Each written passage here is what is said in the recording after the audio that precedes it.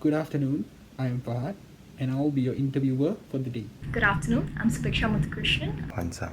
Joey. Jiawei. Rakshita Arun. Changping. Tai Fei. Satya. Nice to connect with you. Let's get the interview started. I had a look at your resume and seemed pretty impressive. I'm curious about the projects that you've worked on. Can you please pick one and elaborate on it? I'll talk about the multidisciplinary project as a part of our curriculum at NTU. It is a semester-long project undertaken by CS and CE students, where they have to build a self-navigating robot that is capable of navigation, retracing the fastest path, and also image recognition. A group of 8 students leverage on their knowledge and strengths to form 4 sub-teams to work on the Android, Arduino, Algo, and Raspberry Pi aspect of the project.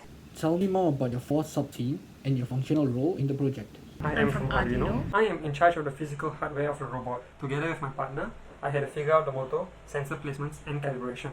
The motor calibration includes synchronizing both motors to operate equally in order for a robot to move straight and turn accurately. The sensor calibration includes conversion and calculation of the raw sensor reading into readable data for both robot placement calibration and the algorithm team.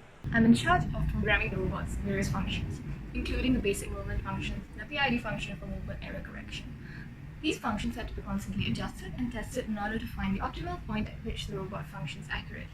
We had to create many variations of robot placement calibration using sensor values and adjust them accordingly for different battery levels as the change in battery voltage is a significant change in motor movements. We are from Algo. We use the sensor value received to update the map and figure out the next moves. And to do so, the robot hacking algorithm is selected. It ensures that there is always an obstacle or wall on the right side of the robot. For the faster path part, we didn't use any of the existing shorter path algorithms directly, as we have realized moving and turning took different amount of times. So we did try to test out the average time for moving X blocks and turning left or right for 90 degrees and use these values and weight multipliers. We hope this will yield better results. We are from RPi. The first task we undertook as an RPi team was to establish connection between all of the other components of the robot. With the Arduino, we used a serial port connection. With the Nexus tablet or the Android component, it was a Bluetooth connection using the RFCOM protocol, and with the algorithm that ran on the PC, it was a Wi-Fi connection using the client socket model. We then moved on to ensuring that communication was possible across all of these components, and we wrote a multi-threaded program for this in Python. For image processing, we did it on the RPi itself. We didn't use machine learning, but we chose template matching from OpenCV.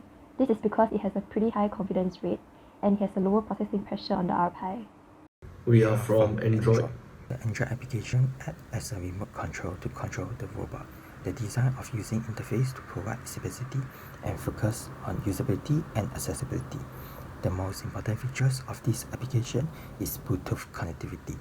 It is used to establish a communication channel between the Raspberry Pi and Android, which is to receive messages and to send commands to robot.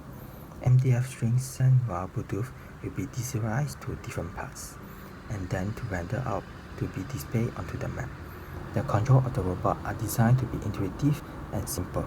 I understand that all the students in the cohort were working on this elaborate project too. How did you manage to take pressure off the competition, and what were the challenges that you faced? As a team, we all worked at our own pace and tried not to let the race affect us during the initial preparation. The biggest challenge lay in the fact that at the end of this race was the actual competition, the leaderboard. There was immense pressure not just to keep up with our fellow teams, but also to beat our own record. We had to prepare ourselves to give our best every week, and immediately take off from there to make improvements and enhancements. That looks like a strong group with a great plan. Can I assume that the leaderboard runs went well? With all the preparation, we were hoping for good results too. We got disqualified in the first run since our robot got stuck in a loop and there was a glitch in the display of the MDF string.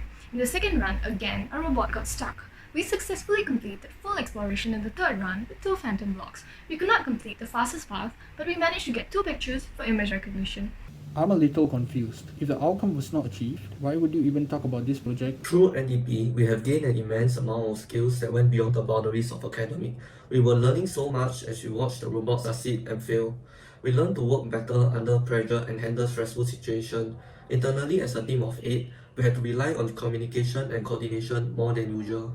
You braved the task. I'm sure you can brave any challenge. Congratulations. Welcome to the company.